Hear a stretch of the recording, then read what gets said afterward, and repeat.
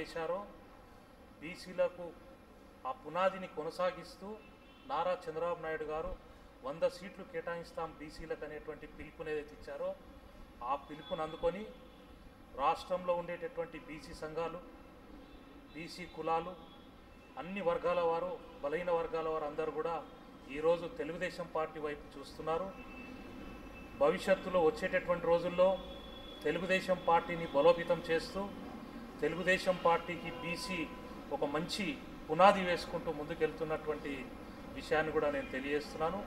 కాబట్టి తెలుగుదేశం పార్టీని హైదరాబాద్ జిల్లాలో బలోపేతం చేయడానికి అందరి సహకారంతో, రాష్ట్ర పార్టీ నాయకుల సహకారంతో, కార్యకర్తలు నాయకుల సహకారంతో తెలుగుదేశం పార్టీని బలోపేతం చేస్తాము.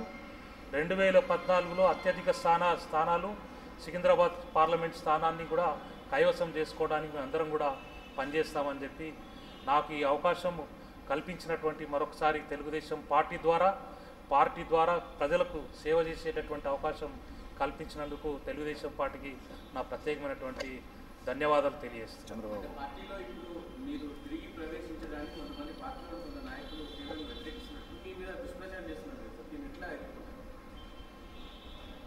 అటువంటి విషయం మా దృష్టికి రాలేదు. ఒకవేళ అటువంటి ఏదైనా వస్తే అందరం అధిగమించి అందరం కలిసి ముందుకెళ్తామని చెప్పి నేను తెలియజేస్తాను.